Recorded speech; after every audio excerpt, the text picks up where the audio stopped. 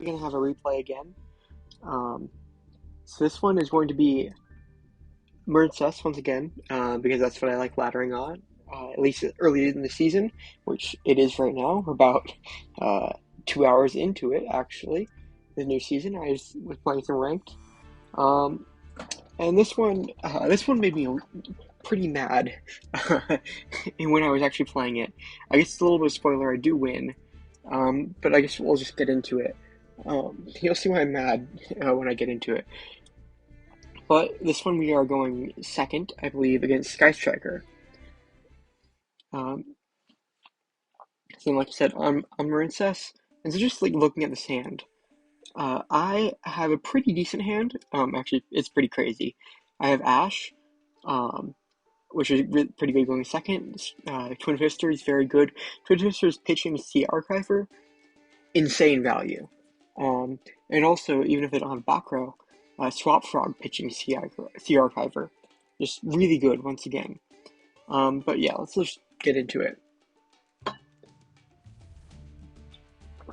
So they start out with the Area Zero, and they get to hit the Afterburners, Widow Anchor, and Ray here.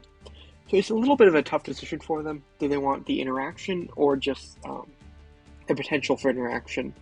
And they do pick the Ray. I think I would have gone with the Widow Anchor here, but their hand is a little different. So they go just Ray and go Shizuku, and they go for the end phase. And with nothing in hand, like they have before, that's why I would have gone for Widow Anchor and just hope that can stop them, and I'll follow up next turn. But they go for it. I do Ash here. They do have the Eagle Booster to protect them from the Ash, but and so they'll get the Engage. But right now they're pretty much just sitting back. They have no interaction for my turn except for hand traps, potentially. So here they're going to get the Engage, and they pretty much have nothing. Nothing in the back row at least, which is not really what you want from a striker player. So here I do draw the Imperm. It's not a great draw, to be honest. But I do. So here I pitch the Ronin Totem because I know I'll be able to later send such summon the Swap Frog again and send another Swap Frog. Here, and also the funny thing, so I normal summoned the Seahorse to the zone that Shizuku points to. Lets me trigger the Sea Archiver. Doesn't matter. It's like just like trigger it again later in the turn. It's very funny. And here I'll go into the Blue Slug, and they'll let me add back the Seahorse. And then once I have the Seahorse back to hand, I can special summon it. And here I can go into the Seahorse, or the Sea Angel. And here, this is what I know that the Sky Striker player that my opponent has played against Marincess before, and they actually elect to stop the Sea Angel, which is the right move. Not letting me get access to Battle Ocean, very strong. So it basically means that I have to play this turn really weirdly. And so here I go into the Coral Anemone, and this is where I get to summon back the Swap Frog. This is any modern monster, not just Marincess monsters. And so I can send another Swap Frog, and then I can go here into. I like to go into the. I do go into the Marble Rock here. That's right. Next, I'll go into the Miss Starboy, which you'll see after I add back the Actually, that's true. Okay, this is what I do first. Because I know I can still get to add with the Marincess Marbled Rock. I can add back a Marincess card from my deck to my graveyard to my hand.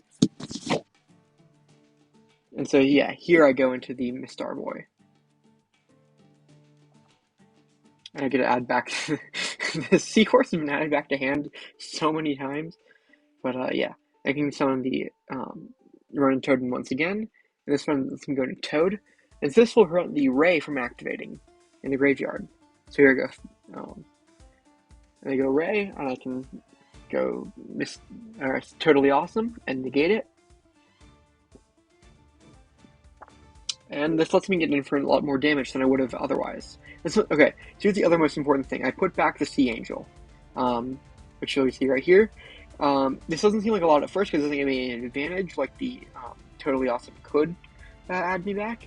But it will give me access to Battle Ocean next turn if I survive that long. And against Striker, I know that I will not be getting OTK'd So here I can set the Twin Twisters and the Imperm, and I'll have a pretty good interaction for next turn.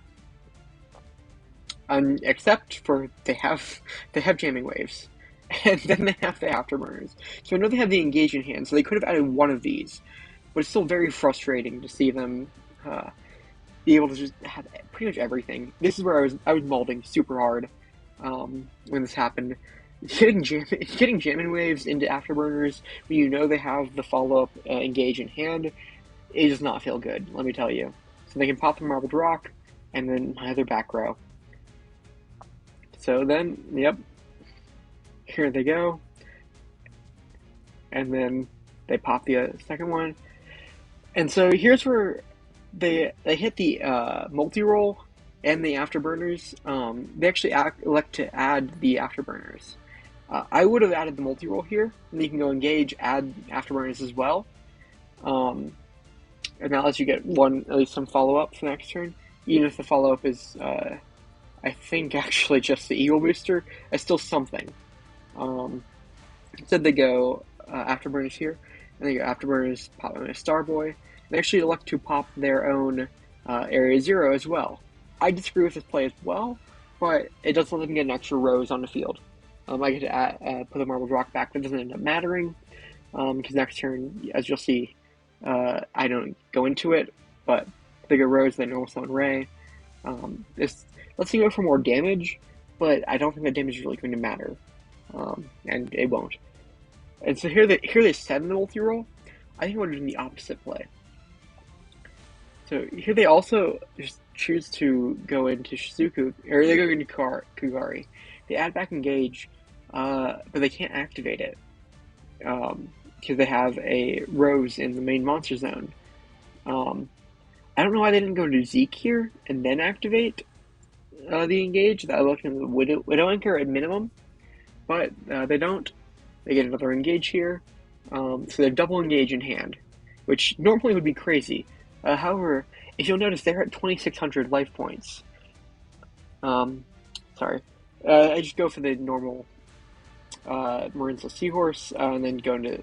It's a pretty standard Marincess play, and add back the Seahorse. I go from Blue Slug, Special Summon, and here we pretty much have access to everything. So we know they don't have any interaction in their hand, so we can just do this. I do a little bit of chain blocking. There's nothing to chain block, but just for BM basically.